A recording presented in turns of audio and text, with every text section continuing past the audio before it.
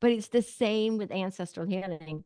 Once you understand why you have the issue, once you can see, oh my gosh, there it is. That came from my grandma. And then my mom did the same thing, and my sister and my aunt and everybody else in my whole family. And you can see the pattern. And then you realize you don't have to have this issue anymore, because you understand you have inherited this pattern.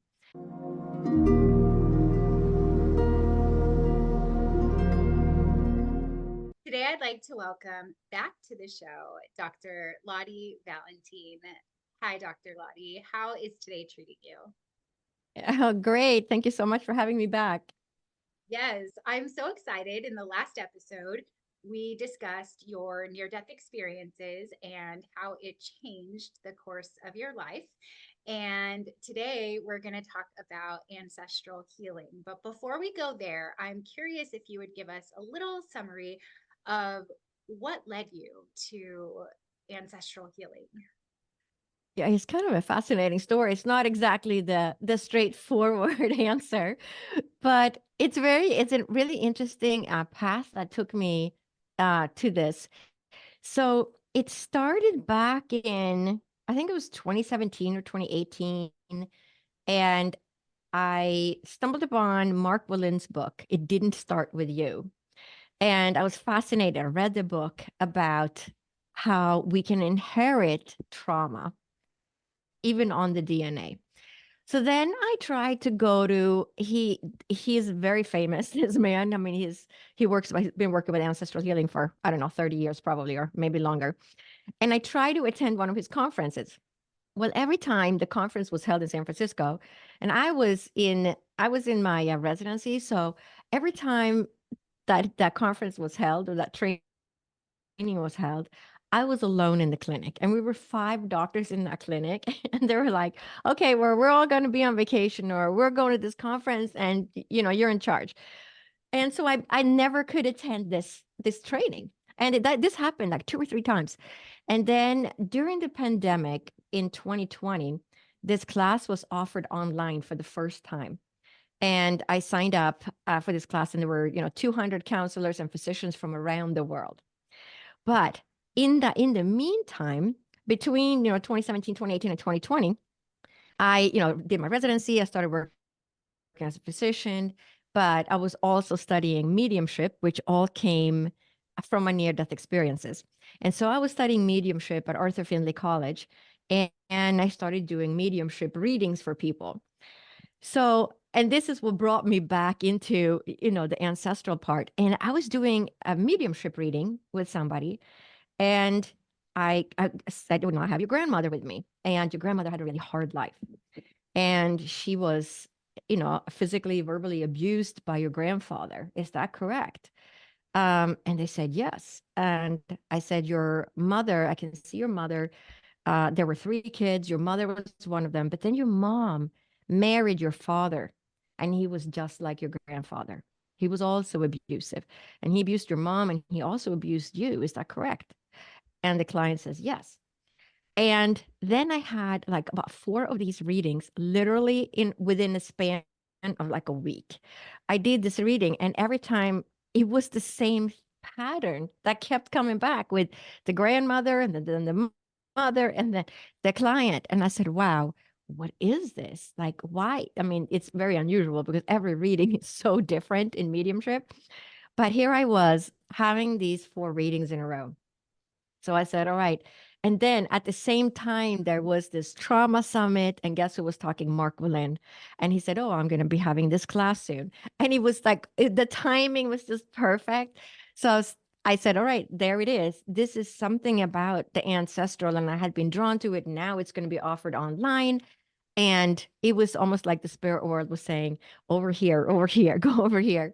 Yeah. And that's how it all started. And so I went through this training for a couple of months, and we had to work, with each other outside the class, and all these different homework assignments to practice the skills that we were learning. And so ancestral healing is a pattern of you inherit different patterns, and it's the unresolved trauma of your ancestors. But we know now that you inherit trauma on the DNA. And they have identified different genes. And I know the FKBP5 gene is one of them. And they have done research on survivors of the Holocaust. And they can see that, well, they're down to the third generation now. So the grandchildren of those survivors have altered DNA from the trauma that they experienced. So it's absolutely fascinating because I think we have a tendency to think that, we inherit diseases or physical traits or blue eyes and, different skin colors and things like that from our ancestors. But we also inherit trauma that was unresolved during their life. That is so fascinating. And I do have so many questions, but what you just said reminded me of something that I heard on a TikTok. And I'm probably going to mess this up, but so when it was like when I was in my mother's womb, I had all of my eggs. And when she was in her mother's womb, she had all of her eggs. And I'm curious if that lineage is part of how the trauma is passed down. And with that question is it something that happens, like, is the trauma passed through both men and women, or is it just something that women carry? I'm curious if you could answer that. Yeah, it is passed both from the male and the female. So when you look at the eggs, the egg that you came from, your mom made that egg when she was a 20-week-old fetus in your grandmother's womb. So what was going on in your grandmother's life when she was 20 weeks pregnant with your mom, because that's when your mom made the egg that you came from. All right. So anything that happened in grandma's life back then, that's gonna affect the eggs that was made in your in your mom's body, right? When she was a fetus, that then you came from. But there's a lot of science behind this, and there's a really famous research that was done back in 2013, and it was led by Brian Diaz at the Emory School of Medicine, at the School of Medicine at Emory University, and it was called epigenetic ancestral epigenetic inheritance of odor fear conditioning. And they took these male mice and they exposed them to cherry blossom smell. And every time they smelled this cherry blossom, they would get a little bit of an electric shock. And so the male mice learned to fear the cherry blossom smell because every time they smelled it, they knew they were going to get this electric shock. Well, then they took the sperm from the male mice, they artificially inseminated the female mice, and her offspring feared the cherry blossom smell, even though their mothers had never been in contact with it, right? And they had never been in contact with it, but it just was passed down on the sperm from the male mice. So when you look at that, so when you think about all the traumatic things, so it's the things that weren't resolved or things that are traumatic to our ancestors for whatever reason. So when you think of all our grandparents that fought in the war, and maybe grandpa was in World War II, and every time those sirens went off and it was an airplane raid and they were going to drop all these bombs, and every time that happened, he thought, oh my gosh, this is my last day. This is the day I'm going to die. He took shelter and he kept surviving, right? So he comes out of World War II, and then he has kids, and then his children has children, and now you have this granddaughter, and every time she hears a siren, could be like a fire engine or an ambulance or police, every time she hears a siren she gets a panic attack. But she has never had experienced like a traumatic event in her life.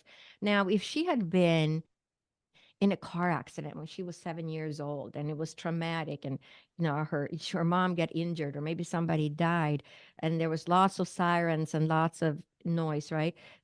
Then that was her own trauma that she experienced.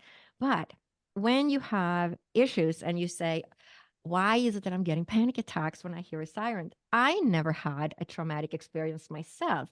So why is it that I'm having this panic attack every time I hear a siren. Well, if you start looking into it, did you have a grandparent that fought in the war that survived and then had kids, right? So where is that coming from? And it's all those unresolved issues and traumatic events. And it almost doesn't matter what it is because it's all the events of it's the actions, reactions, and interactions of your ancestors. It's how they acted and reacted and interacted in different events, and then they didn't resolve those traumatic events. They might have felt hurt. They might have gotten a disease. It doesn't really matter what it is, but that is what gets passed down through the generations. So the way I look at it is, let's say we were five kids and um, grandma and grandpa had issues, mom and dad had issues. And then you're incarnating and you say, all right, well, I'm going to take these two issues from dad. You take those three from mom, and you're the third kid. You take the one from grandma and the one from grandpa. It's like, I think we divide up the burden, so to speak, Right. because we don't get all the issues, right? We get some of them, but then different siblings might get different ones. It's almost like we doled it out and said, okay, you take a few, I'll take a few. Yeah. Now, I have a So, couple of yeah. questions about this because as you were talking about the experiment with the cherry blossoms, I really was like noticing that I have this weird, unexplainable fear of abandonment and terrifying. Like it's debilitating. And in when I look at my life, I have never been abandoned, so to speak. Like that didn't happen. My parents are still married. They were always there. I mean, my brain kind of equated it to like, well, I wasn't loved, the way that I needed to be loved, or, there was emotional abandonment, but it started to kind of like send, some signals like, oh, maybe this abandonment issue that I've been working on my whole life could be ancestral. I'd love to hear your Uh-huh. perspective on those things. Right. So like fear of abandonment typically comes from what's called a mother wound. Doesn't have to, but often it comes from a mother wound. And it has to do with even if you even if you say, well, my mom was perfect. We were like leave it to beaver family. Uh-huh. I mean, right away I know that there's issues because there is no such thing as a perfect parent, even though we think so. It's almost like we're brainwashed into thinking it because having a perfect parent also creates issues in itself. But when you have these feelings of like fear of abandonment, it typically comes from a mother wound, and it has to do with not being nurtured the way you needed to be nurtured.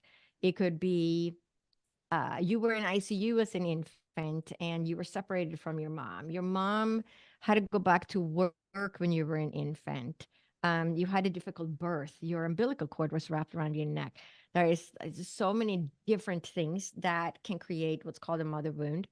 But having a mother wound often results in fear of abandonment. So there is a lack or a lack of support in one way or another, or separation from mom at an early age, or there can be other things too that happen during childhood, and it's just a matter of figuring out where that is coming from. But it's commonly a mother wound of So, some sort. So there's so something about your abandonment, relationship with your mom.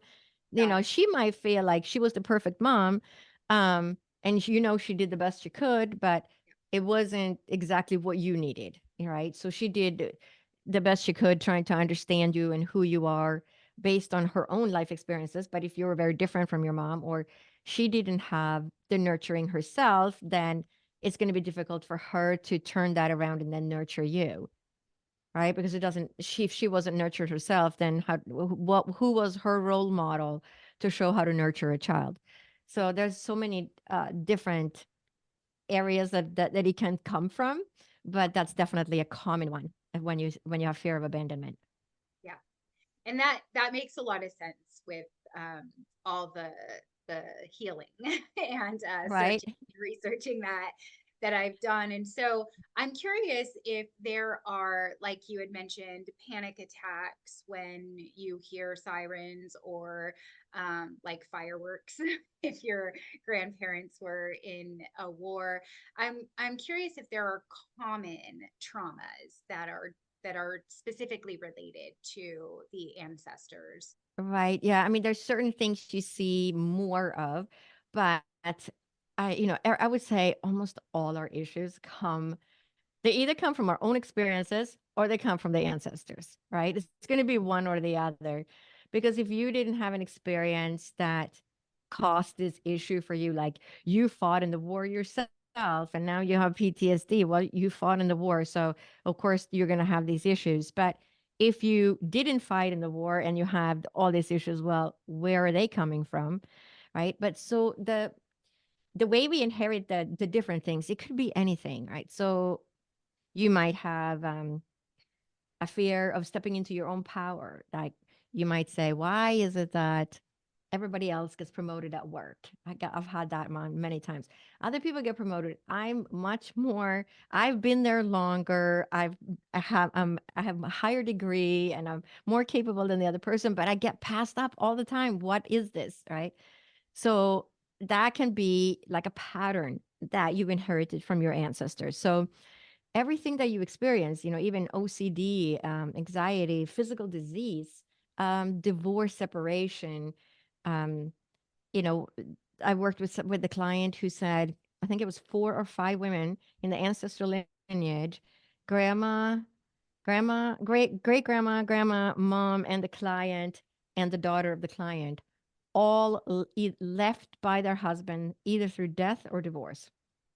All women were left to raise the children by themselves. And it's you see the pattern when you start looking.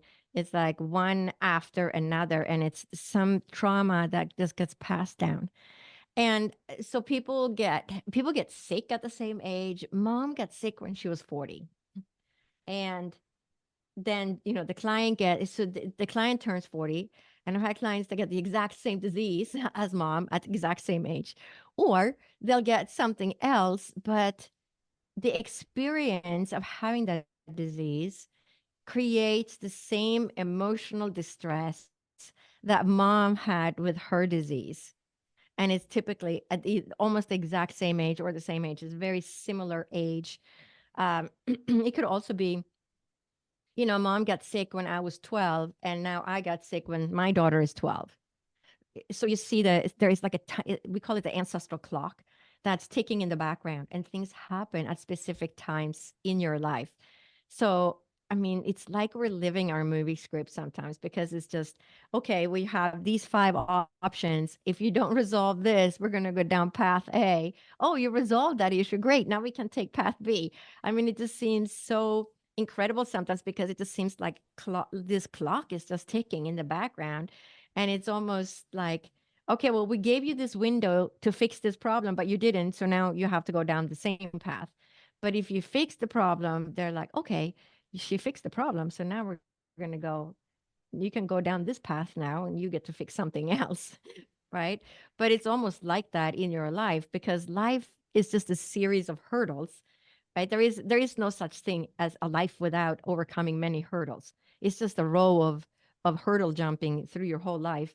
Once your life is on an even keel, well, after a while, you're going to get some other hurdles. Something else will Right. happen. That's just life, right? Yeah. So, but they all come from somewhere, all these hurdles, and many of them come from our ancestors. And when you're that child at the Christmas dinner that says, what about grandpa?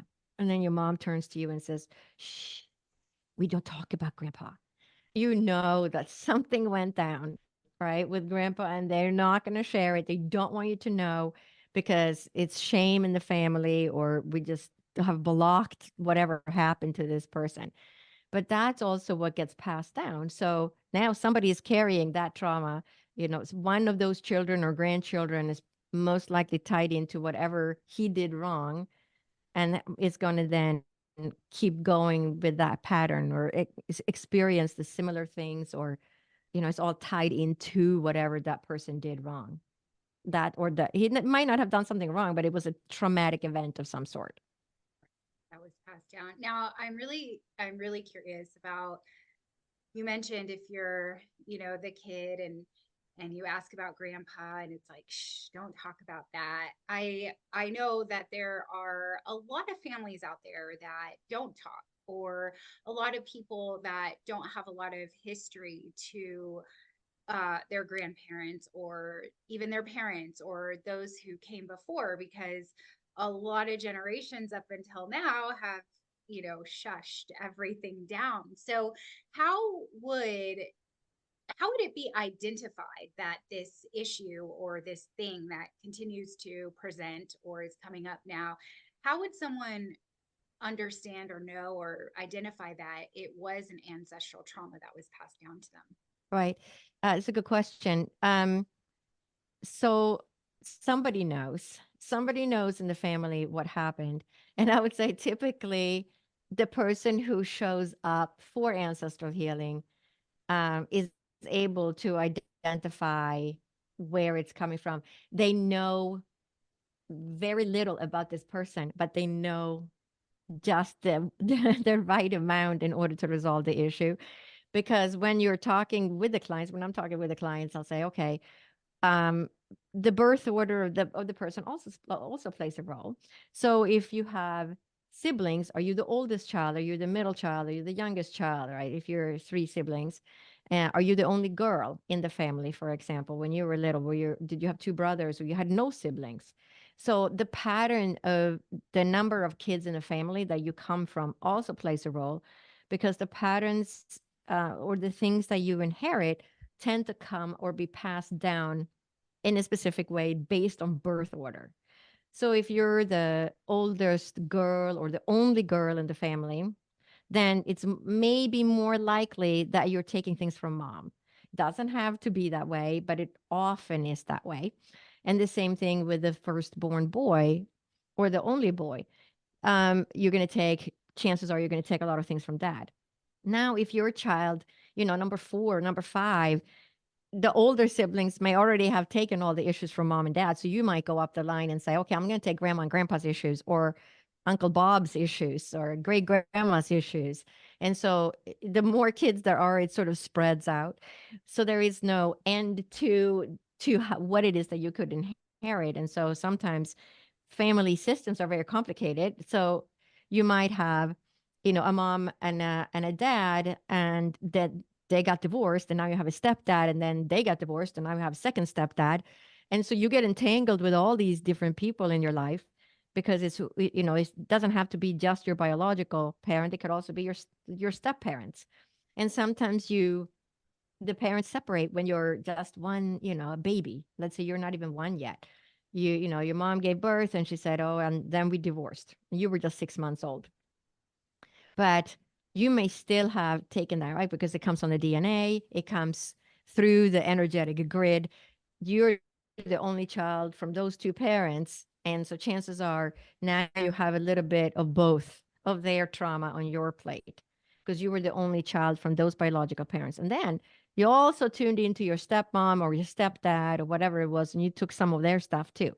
So sometimes it gets very, mixed. And so you might have one problem that came from your biological mom, and then you have another problem that came from your stepmom. So, you know what I'm saying? So you have to go down the line and look at what each of those people were like, and what events did they have? Did they have a traumatic event, or did they have an illness, or, so the first thing you have to do is identify the issue like you did. So I had this issue with abandonment, right? So every client has an issue with something. It could be a physical disease or emotional problem or not getting the promotion at work. They have relationship issues. Why is it that, I can't get along with my partner, and he doesn't see me. He can't see me, and I do everything. I'm so nice. I cook, I do everything. I cook, I clean, I take care of everything, right? And but he doesn't see me.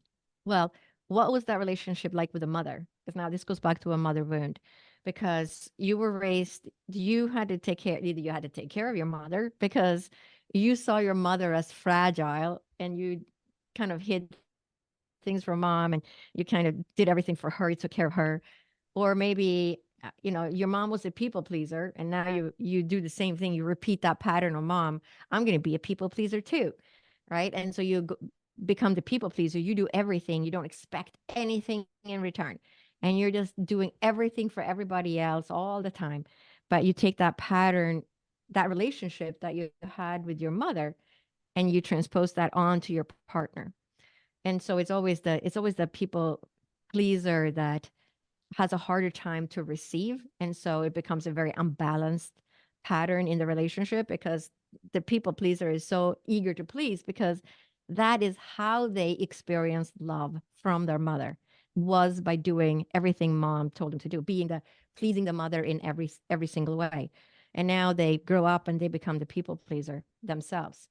So and some of these is, culturally related. Some of it is the era we grew up in. I grew up in the 1960s, so very much in a people pleasing era, where the women, or the young women of society, were taught to be very complacent and submissive, and take care of the men, because a lot of the women back then were stay-at-home moms, right? And so it was with my generation. I grew up in Europe, so it was my generation that was taught, oh, there are no limits. You can do anything you want. And then my whole generation created this great imbalance where we were going to be the super moms and we were going to work, have kids, do everything at home, take care of everybody, and we could do everything. And then the poor man didn't get any education at all. So hopefully the next generation that comes after me, they started to create more balance, where the men then have to step up and help out. But it's very much, the era as well, but it still is a lot of that today, Yeah. I would say, especially for women. Women are still to be attractive and do everything, and so it's much more so than men. And it's starting to change um, now, but we got a long way to go to make things even in society. Yes, for sure. And I'm curious. So once the trauma or the pattern that we've adopted or carried on is identified as ancestral, um, I mean, I guess it would probably be the same as any kind of trauma, but I'm curious about the healing process once we know that this is something we've carried, and that maybe it didn't happen to us in this lifetime, but now we know this is where it came from. What do we do with it next? Right. Yeah. So once we know why it is that we're having these issues, whether it's physical or emotional, whatever it is, we can then create healing for it. And the way I look at it is, when you're learning, if you're everybody remembers when they learned division in school, right? And they either got it or they didn't. So you keep struggling with division until finally you understand, what division is, and with pizza slices or whatever it takes. But once you get the division of those pizza slices, 1/4 is, that pizza divided in four pieces, and you take one piece, 1/4, right? And all of a sudden you get that aha moment, and the lights go on, and you can see it, with kids. Once they understand something, it just clicks, and now their eyes are radiant, and they're like, oh my gosh, I understand how to do this now, right? Because that aha moment, and now they know exactly, it's not a problem ever again, because they know how to do it. But it's the same with ancestral healing.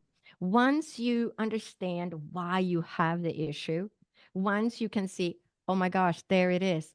That came from my grandma. And then my mom did the same thing, and my sister and my aunt and everybody else in my whole family. And you can see the pattern. And then you realize you don't have to have this issue anymore, because you understand you have inherited this pattern. And now it's very easy to stop having this issue. It doesn't even matter what it is.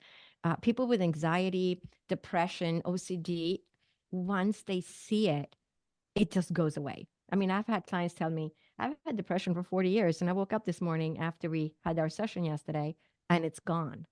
Because all of a sudden the lights go on, and they see, that is why I've been struggling with this issue. And then it's not there anymore, because now you have exposed it to where it's coming from. But when I work with clients, I'd always do a healing. And so we do a meditation. It's a combination of a meditation, trance healing, and a shamanic journey. So, because I studied shamanism, I studied trance healing, I studied mediumship, and so it's all become this one way, the way I look at it. And to create that healing, and we have a soul to soul talk with the person who that ancestral wound or trauma was passed down from, and so we can give that back to them or send, and we also send healing to our ancestors. It doesn't matter if they're here on earth or if they're in the spirit world, they will still feel the healing in the spirit world that we send to them, because when you look at things, everything is energy. And so the people that received the Nobel Prize last year in physics, there were three prize winners in physics, and they proved the entanglement of atoms. And so they had, a set of atoms pair A, and then they had another set of atoms pair B. And then they took one of the atoms from pair A and one of the atoms from pair B, and then they met. Now, the ones that didn't get to meet, the other pair that stayed behind of A and B, are now affected, because whatever happens to even the atom that stayed behind is going to affect the other atom that stayed behind, because they are entangled, because one of the atoms met the other atom. But so that those two atoms are now connected, but they're connected back down to the one that didn't get to meet on both ends. So whatever happens, I mean, it doesn't matter if you separate them and put one in Australia and one in England, because whatever happens to one in Australia is going to immediately affect the one in England, because they are entangled, and that's quantum physics. But when you look at the way we are entangled, think about all the people you met in your life, all your whole soul family, all your cousins and relatives. You are all in this huge entanglement, this huge spider web. You are all entangled to each other. And whatever happens to one of you is going to affect the other people, because you are all part of that same network. And so when you create healing for the things that you find in your life, so the way I look at, the only way you can really heal the world is by each of us creating healing for ourselves, because we are all connected to everybody and everything else. And so when you create healing for yourself, you're creating healing for your children, your parents, your siblings, your friends, and everybody else that you are in contact with, your animals, your dog, your cat, the flowers in your garden, right? Because you are connected to everything out there, because it's just quantum physics. We're just bundles of energy, electromagnetic frequencies. All right. Your heart is electromagnetic, your brain, right? We do all the measurements, electrical measurements, EKG, and all those things. So we radiate out also, right, to everybody else. So this whole connection, electromagnetic connection. And for those that are familiar with Stephen Howard Booner's work, he in his work, he says it doesn't matter if the plant, you are resonating and in training and synchronizing with plants and trees and everything else. It doesn't matter if it has a heart or not. So it's not just, your heart is connecting with other people's hearts or your animal's heart, because it's an electromagnetic frequency. But it doesn't matter. You still resonate with the tree, even though it doesn't have a heart, because in the end, it's just all energy. So when you connect, when you create healing for yourself, and you get that aha moment and say, oh, now I understand why I don't get along with my partner, or I feel deserted by my partner, or not nurtured by my partner, or whatever it is. Once they see where it's coming from and they can create that healing, everything shifts, right? Because now they say, oh, now I see it. I don't have to be this way anymore, or I can, now that's healed, and it changes. And I've had people tell me that, we did a ancestral healing session, and then, family members that haven't talked to them for over a year or 2 years, all of a sudden call them. Um, Other family members say, I had one that told me that their brother started to go to therapy and said, I don't know what you're doing, but I can see that you're healing. And I'm starting therapy. And she was just blown away. And she said, all I did, I had a session with you, and I understood where my struggles came from. And then other people can see that, right? Yet they see the shift, because you are creating healing for yourself. And so the way you radiate out to the world, your own frequency is changing. and other people see that, feel that, and sense that in you, because they're like, wow, I don't know what they're doing, but they feel so much better now. Like, right? It's a calmer energy that comes off you because you're feeling more happy, more secure in who you are because you resolved that pattern, you resolved that issue for yourself. And so when we all do this self work, and it's always the hardest to do the self, it's so much easier to tell other people to do the work. It's always the hardest to do the work for ourselves, right? But for those that step up to the plate to create healing for themselves, they literally create healing for everybody that they come in contact with, whether they're in the spirit world or here on earth, because they are connected to everything else. This is all just so fascinating. And, I've been working with clients and teaching myself that if we want to change the world, it starts with, us and this entanglement and the ripple effects. It's so fascinating. And I can see how powerful it is and how it can be to even just bring light to something that might be in the dark. And I know that you have a class coming up. And I remember from our last episode, it had to do with relationships. And I could see just by what you've shared already how that can really impact the quality of your relationship. So I'd love it if you would talk about the relationship piece and even possibly talk about your class that's coming up. Yeah. Yeah. So I have a class coming up on Saturday, March 30th. And it's a 2 hour class, and we're gonna focus on relationship issues because it's a really common issue. And we're gonna focus on relationships with our parents, with our children, or with our partner. So everybody has parents. So if you don't have a partner or children, you're going to be working, on your relationship with your parents.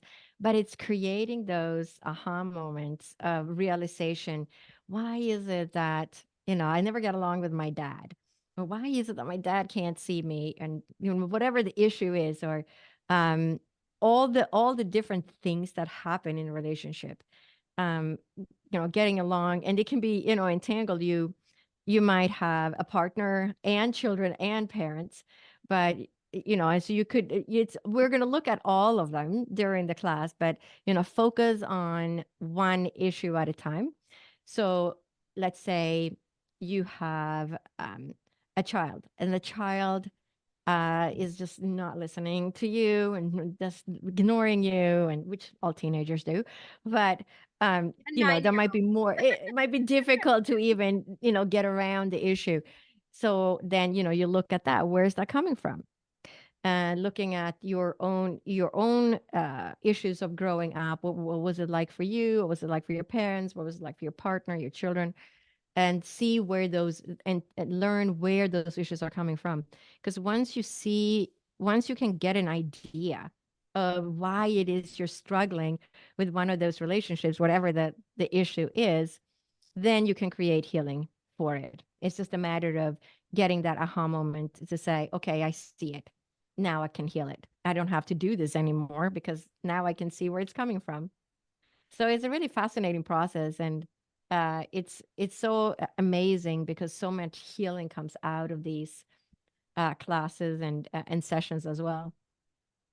And I'm curious too, because you mentioned if you don't have a partner or kids, you do have parents, but what I just got a picture of was that not that not having a partner is bad or wrong, but for those who may want a partner that are struggling with a romantic relationship, whether it's creating Yeah, it or having a long lasting one, or they yeah. want to get married, but that's just not manifesting in their Hmm. life.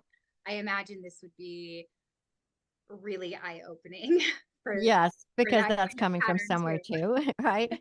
So what is that even we can't get into that relationship, and so it doesn't really matter because the lack of a relationship can also you're still going to learn where is that coming from, Yeah. because you're going to look at, you might have had a partner in the past, and then, or you might have had several partners and it's never working out. Why is that? Where is that coming from? what pattern are you repeating, or what pattern? And it could be, just the exact same pattern it's coming down the line, or it could be that you're tuning into emotional issues or mother wounds or whatever it is. So, we'll touch on different things in the class, as much as we can during the 2 hours, to help people figure out where it is that they're having issues or where they're coming from. I love all of that. I'm obsessed with relationships. The way I see it is that relationships are really our classroom, and it's really the place where we can see ourselves. And I love how you said the lack of relationship. Like, if I am not in, and I am in connection with my parents, but if I wasn't, that's also how the relationship is existing. And so whether you are surrounded by people and have tons of relationships, or you have none at all, they are, it's still Yeah. all, and it's all information for healing. Hmm. And I just love that you're doing this, because a lot of the work I do is around relationships as well. Yeah. Hmm. Yeah, So it's important because if we have problems with relationships, it makes our life so difficult. And once we can see, the patterns and understand what it is that we're struggling with, and we can heal that, then everything just flows so much easier in our life. yeah. And I really believe that we need people, um, not in a codependent way. And I'm imagining a codependency is probably an ancestral thing as well. Yeah. But we need people, and we need them in an interdependent way. And so, yeah, again, just Yeah. all of this is so fascinating. I'm curious what else, from ancestral healing, what else you have to share with us about what it can do, how it can improve our lives, just anything at all that you've got to offer. You're right. Yeah. Yeah. So I would say everything that all the issues that we struggle with, they either come from your own life experiences, or they come from your ancestors, or it's a mix of both, which is, I would say, is the most common, because we tune into the ancestors, and we said, okay, well, that's all right. Put that ticket on my plate. I'll fix it, right? And then we go through life and we have the same struggles, as our ancestors did. But we also have our own life experiences, and the way we interacted with our own parents as children and siblings and everything around us. So sometimes it's a mixture of our own experiences, but also what comes from the ancestors. But the experiences, our own experiences that we have as children, and the way we were treated, let's say by our parents, that may be an ancestral wound in itself, because the parents might be repeating their parents and their parents, and now you're repeating your parents, and whatever you reject comes back as well. So if you didn't like your dad for whatever reason, and he was an alcoholic, and you rejected that, now you marry an alcoholic yourself. And because it was an unresolved issue, and so it's a trauma that was never resolved. And so now you invite that pattern back into your life, your subconscious mind. It's not like you said, let me go find an alcoholic. No, your subconscious mind says, unresolved trauma, I'm going to invite this in. I'm just going to keep working on this because I never resolved it with my father. And so now we have another opportunity to resolve it. And then, there are people, they do this, 3 or 4 times, until finally they're saying, okay, what is wrong with this pattern? This has got to be a pattern. And then they can, break out of that, either through ancestral healing, or some other, counseling or something. But it's just, everything that we do comes from our own experiences, but many times those experiences are ancestral in itself. You know what I'm saying? So it's tied together with the ancestral patterns within the family systems. Yeah. And that's funny that you brought that in, or it's interesting that you brought that piece of, whatever you reject is going to come back to you, because my specific question is, my experience has been, I saw things about my parents and made a declaration as a child, especially moving into being a mother of 3 kids, that I would never be like that. That there were things that I would just never do. And so what's interesting is that, it does come back. And I'm curious if the rejecting of it, saying, that's something I don't like, I would never do that. I'm wondering if that is part of a healing process or if that's just pushing something away for it to come back later. Right. Yeah. So when so when you say, I'm never going to be like that, and then you turn out that way anyway, right? I would say it's a really common issue that you see a lot. And that's called like a merging or an alignment with mom. And what happens when you're this little toddler is you see, your parents inside out, exactly when you're walking on eggshells and when you can be loud, right? Or when you're going to get sent to your room. You can read your parents very easily. And your subconscious mind tunes into these things. And they can see also when you were a young toddler and you looked at your mom, you knew that she was suffering in certain moments. And you said, don't worry, mom. I love you so much. I'm going to help you carry this through life. And that is the subconscious mind because you're dependent on your parents when you're just a little toddler and you really don't have a choice. So that's the family you incarnated in. But the subconscious mind sort of merges with the mind of the emotions and the struggles of the mother, and then you create a scenario in your life where you repeat this. So you experience the exact same thing your mother experienced, and you redo everything. So the pattern repeats. And it's almost unavoidable because you either reject it or you merge with it, you repeat it, right? So when you merge, you repeat that pattern and you do the exact same thing. You have the same emotional struggles. So if your dad died and left your mother a widow when she was 40, and now you turn 40 and you get a divorce when you're 40, and so your mom was left alone with to raise three kids, and now you're left alone to raise three kids. So your mom was left alone at the age of 40 through the death of the father, but you're left alone at the same age by divorce. And so the pattern repeats. So you're going to experience the same emotional struggles your mom experienced at the same age she experienced it. And that's a merging or an alignment with the mother, where a scenario is created in some different way, but the emotional struggles or the patterns, the trauma itself gets repeated and you experience the same thing. So it's fascinating because it's just you see this all the time when you work with people, and it's fascinating how entangled we are with everybody else and all our ancestors, whether we knew them or not. Yeah. We're just part of that. We're part of this huge spider web of Yeah. actions and interactions, reactions of our ancestors and everybody around us. It's just like Yeah. walking into a room, somebody's mad, right? You don't have to say that. You already know. You walk in, you're like, woo, the air in here is right. You cut it with a knife. So, but that's the same with the ancestors Yeah. and I everybody just want to around us. share a little story. I have an older sister, a younger brother, and a younger sister. So I'm the second of four. And my mother is an alcoholic. And as we were growing up, I seemed to be the only one that was upset by it, that hated it, that so much so that I would dump out bottles of alcohol and fill them up with water. And my siblings would look at me and they would be like, like, what are you doing? You're going to die, like you're going to get in so much trouble. And out of all four siblings, I'm the alcoholic that recovered. Mm-hmm.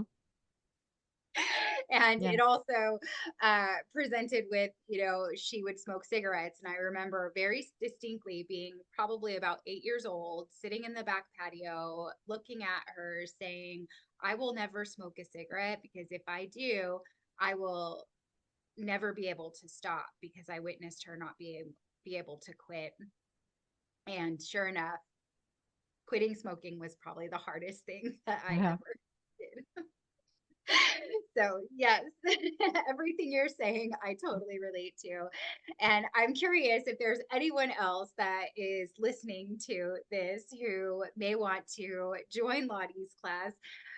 How do people get into your class? Yeah. So if they go to my website, it's just drlotte.com, DRLOTTE.com.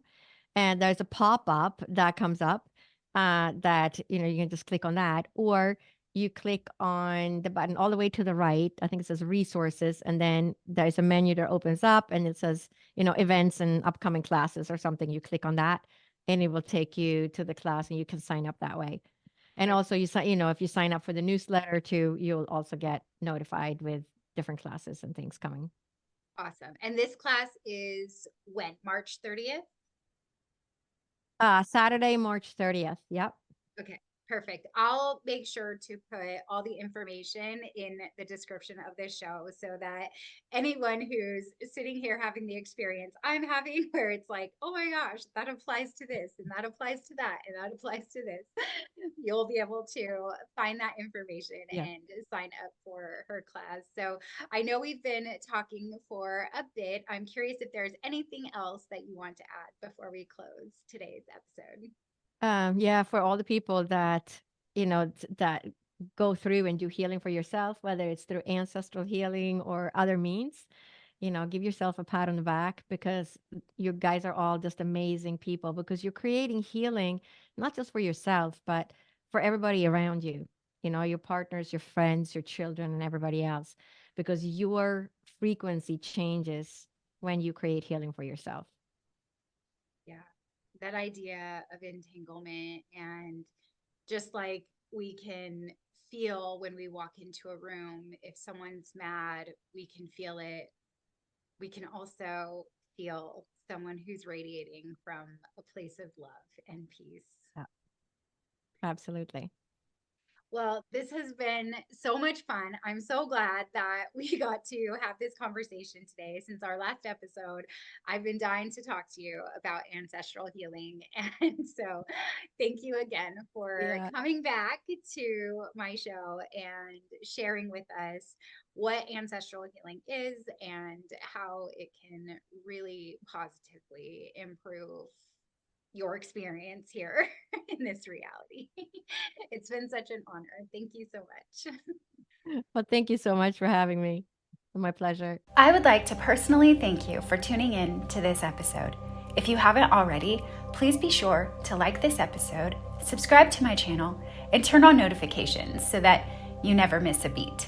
And if you really resonated with this content, please share it with all of your friends so that collectively we can expand our consciousness. Have a very blessed week.